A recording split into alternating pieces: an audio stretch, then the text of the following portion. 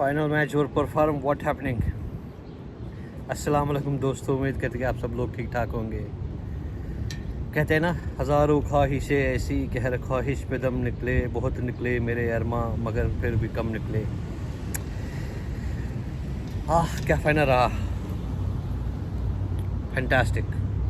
सबसे पहले मुबारक हो टीम इंडिया को और ख़ासकर मेरे दोस्त विराट कोहली को, जिसने इतना ज़बरदस्त अमेजिंग कैरियर आज एंड कर दिया और हज़ारों शायकीन का दिल इस चीज़ के साथ तोड़ दिया कि वो अब आपको T20 के लिए इंडिया के लिए नज़र नहीं आएंगे।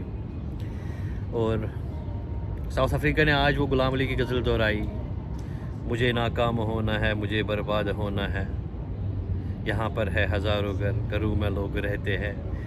तो उन्होंने कुछ उसी किस्म का किया कि उनको ब्लेम खुद को ही करना है, जिस किस्म की क्रिकेट उन्होंने खेली थी। और ख़ासकर उन्होंने A++ गेम आज लाई थी अपनी दूसरी इनिंग्स में, जब वो बैटिंग कर रहे थे अर्ली 1-2 विकेट आउट होने के बाद। लेकिन सबसे पहले हम विस्तार से बात करेंगे कि जब इंडिया ने शुरुआत की और हमने देखा कि हिटमैन आज जल्दी आउट हो गए, उसके बाद रोहित भी ये अपना पंत भी चलते बने और सूर्या भी कुछ ज़्यादा देर नहीं रह पाए वहाँ पर। लेकिन तब कहा विराट ने कि अपने क्रिटिक्स को, आज मैं आप लोगों को बता दूंगा कि सोना किसको कहते हैं, मुझे विराट कोहली क्यों कहते हैं। और वो खड़ा हो गया वहाँ पर। उसने कहा, जो हम सुनते आए हैं ना कि class is permanent, form is temporary, आज उसकी प्राइम एग्जांपल विराट कोहली ने दी। और उसने एक छोर पूरा संभाल के रखा और जिस तरह से उसने स्टैंड लिया, अपने साथ अक्षर पटेल को खिलाया, उसके बाद शिवम दुबे को खिलाया और एक एंड पे वो चलता गया। साउथ अफ्रीका को समझ नहीं आ रही थी कि किस तरह से इनरोड्स बनाया जाए और लास्ट पे जो इसने एक्सेलरेशन की, और उस वजह से हमने देखा कि इंडिया एक रिस्पेक्टेबल टोटल के साथ मतलब 177 बनाने में कामयाब हो गया। मैंने पिछली वीडियो में कहा था कि अगर 140 से ऊपर होते हैं तो साउथ अफ्रीका को वो चेज़ करने में मुश्किल हो जाएगी, क्योंकि हमें पता है कि अगर नॉर्मल मैच होता तो शायद ये 177 भी इस जैसे पिच पे इतना ज़्यादा नहीं था। बट यहाँ पे फाइनल का अलग प्रेशर होता है। यूजुअली हम प्लस मैच खासकर फाइनल में इसको 30 से और मल्टीपल करते, ये प्लस करते हैं कि हमें पता है कि अगर ये 177 200 नॉर्मल मैच के बराबर था। और जिस तरह से साउथ अफ्रीका ने शुरुआत की, पहले कुछ अच्छी नहीं रही, लेकिन उसके बाद मुतदल और मोहताज तरीके से क्विंटन डिकॉक, क्योंकि जो इंडिया के खिलाफ उसका रिकॉर्ड बहुत अच्छा है, क्विंटन ने उसके बाद से खेलना शुरू कर दिया। और वो बड़े देख के खेल रहे थे। जब वो स्टम्प्स आए उसके साथ, वो बड़ा ज़बरदस्त जा रहा था। बीच में खेलते आउट हो गया। उसके बाद जब आपने देखा कि किस तरह से क्लासन ने एक क्लासिक इनिंग खेली और मैच को अपने कब्जे में कर लिया था उसने। हालांकि क्विंटन ने जल्दी कर गया वो शॉट में, वो जिस किस्म की मुझे लगा था विराट कोहली जैसी पारी खेलेगा, एक चोर संभाल के रखेगा, लेकिन वो उस तरह से नहीं रह पाए वहाँ पे। और जो साउथ अफ्रीका ने मैच हारा है, मेरे नज़दीक वो दोनों इनिंग्स में उन्होंने 16 ओवर के बाद खासकर हारा है। पहले तो उनको 3 पहले आउट होने के बाद इंडिया को फिर उतना नज़दीक आने नहीं देना था कि वो 180 तक लेके जाते।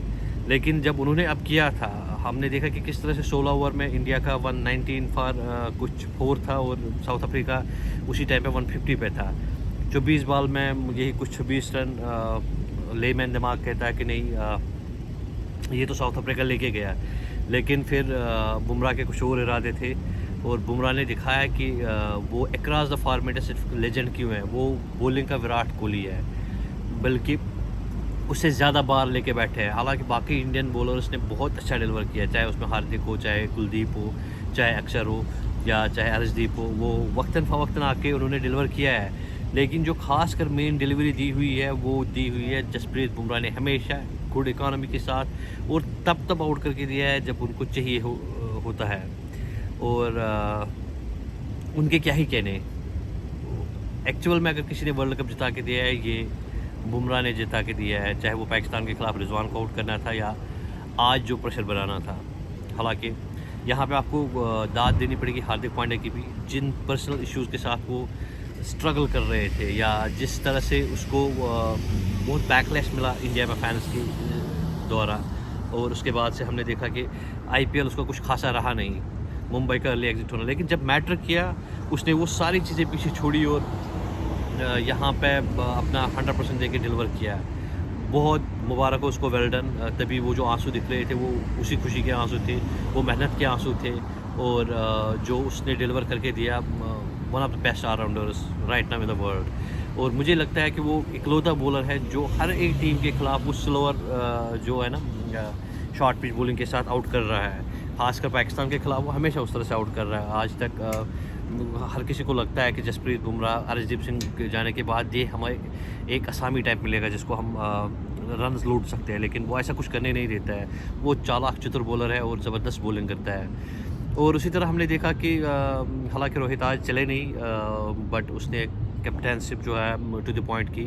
शायद से अगर इधर उधर हो जाता तो वो सवाल या निशान होते कि जसप्रीत बुमराह को थोड़ा सा लेट बजा के रखा, लेकिन उनको पता था क्या आने वाला है, क्या चीज़ इस पिच पे क्या क्या होने वाला है। और जो काम कंपोजिट है राहुल द्रविड़ का ड्रेसिंग रूम में था, वही रोहित का भी नीचे था, और उस वजह से वो लोग पैनिक नहीं किए। और साउथ अफ्रीका जो जीता हुआ मैच था वो शाहरुख खान के उस मूवी की तरह, वो कहते हैं ना कि हार के जीतने वाले को बाजीगर कहते हैं, और उसी तरह से उन्होंने कुछ चाहे आप चक दे इंडिया को, बाजीगर को उड़ा के ले गए साउथ अफ्रीका के मुंह से। बट साउथ अफ्रीका को भी बहुत मुबारक हो, उन्होंने बहुत अच्छा खेला आज, अपार्ट फ्राम वो last 3-4 overs in both innings कि उन्होंने बड़ी ज़बरदस्त गेम खेली थी। मेरे नज़दीक A++ गेम खेली थी।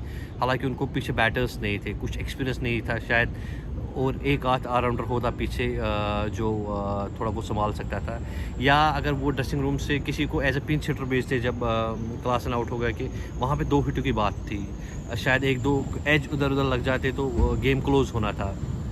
बट आपको इक्वली सूर्य कुमार के उस कैच की बहुत तारीफ़ें करनी पड़ेगी। शायद टेक्स्ट बुक्स में, क्रिकेट के टेक्स्ट बुक में कई सालों तक ये पढ़ाया जाएगा कि किस तरह से वो दौड़ा था, और ना केवल दौड़ा था बल्कि उसने ये ख्याल रखा था कि बाउंड्री लाइन कहाँ पे है और कितना फेंकना है मुझे ताकि मैं वापस कैच कर पाऊँ।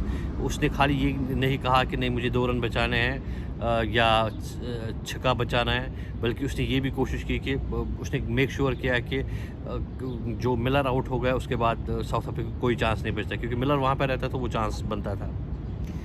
और उसी तरह से ओवरऑल क्या ही कहने, आज 2 बड़े लेजेंड्स का, रोहित और विराट का जो एंड हो रहा है T20 कैरियर का, उन्होंने रिटायरमेंट दी हुई है। और हालांकि दोनों बहुत ज़बरदस्त प्लेयर थे। रोहित शर्मा क्या कैप्टन था, और विराट थोड़ा दिल के करीब था। मुझे पर्सनली विराट पसंद था, उसका ज़्यादा दुख होगा उसके निकलने से। मेरे जैसे लाखों शायकीन हैं जो विराट को देखना चाहते थे, but then life has to move on, और उन्होंने एक सही मौका चुना। इससे ज़्यादा बेहतर और इससे एक अच्छा मौका नहीं हो सकता था कि जहां से उसने टाटा बाय बाय कह दिया T20 क्रिकेट को, और उसने कहा कि व्हाट यू यंगस्टर्स, अब आप लोगों की ज़िम्मेदारी, अब तुम्हारे हवाले वतन साथियों, हमने जो करना था हमने वो कर दिया। और इस तरह से उन्होंने एक अच्छी कंट्रीब्यूशन दी। वर्ल्ड कप फाइनल में मैन ऑफ द मैच बने और ख़ुद भी चलते बने। यहाँ पे मुबारकबाद होगी अफ़गानिस्तान को, इंग्लैंड को, और ख़ासकर नेपाल और अमेरिका जैसी टीमों को, जिन्होंने बहुत कुछ इस वर्ल्ड कप से मतलब पाया है, और जिन्होंने खोया है, ख़ासकर पाकिस्तान जैसी टीम जिन्होंने खोया है, जिनमें कोई यूनिटी नहीं थी, जिनमें कोई जो वो कहते हैं ना, हम ही हम हैं तो क्या हम हैं, तुम ही तुम हो तो क्या तुम हो, वो मैं ज़्यादा पड़े हैं। उनकी यूनिटी कहीं दिखाई नहीं थी। उनका जो फील्ड में होना था वो अक्कासी करता था उनके मुल्क के सिस्टम का। तो उसी तरह से इंडिया का जो कामनेस दिख रहा था वो स्टेबिलिटी एक दिखाता है कि नहीं, तभी बंदे वो डिसीजंस ले पाते हैं। और वो इंस्टेबिलिटी पाकिस्तान की वहाँ से दिखते, चाहे वो टीवी एंकर्स हो, उनके एनालिस्ट्स हो या उनके प्लेयर्स हो, तो उनको बहुत मेहनत करनी पड़ेगी और सीखनी पड़ेगी कि टीम वर्क क्या होती है। वो टीम इंडिया से कोसों दूर है। वो 90s का दौर गया जब वो कैचअप कर पाते थे इनके साथ। आज के दौर में तुक्का लगा तो लगा, नहीं तो उनको बहुत मेहनत करनी पड़ेगी। हालांकि उनके लिए एक पॉजिटिव साइन ये है कि पिछली दफ़ा का T20 वर्ल्ड कप जब इंडिया ने जीता था तो फिर पाकिस्तान जीत गया था। जब 2013 में चैम्पियंस ट्रॉफ़ी इंडिया जीत गया था फिर पाकिस्तान जीता था। तो वो कुदरत का निज़ाम और स्टेटस निकालने में बहुत मशहूर है। शायद इस चीज़ को अपने दिल में लेके सोचे कि आगे कुछ हो सकता है। बस उनके लिए कैप्टनशिप्स, स्पॉन्सरशिप्स वही मैटर करता है, बाकी कुछ नहीं करता है। और हमने तो वर्ल्ड कप एंजॉय किया। आप लोगों ने कैसा एंजॉय किया कमेंट्स करके ज़रूर बताइएगा। और फिर से मुबारक हो टीम इंडिया को, पूरे इंडिया को, और ख़ासकर मेरे दोस्त विराट कोहली और रोहित शर्मा को। आप लोगों के क्या ख्याल हैं कमेंट्स में ज़रूर बताइएगा। नेक्स्ट वीडियो के लिए बहुत सारा ख्याल रखेगा। अल्लाह निगहबान। अस्सलाम वालेकुम।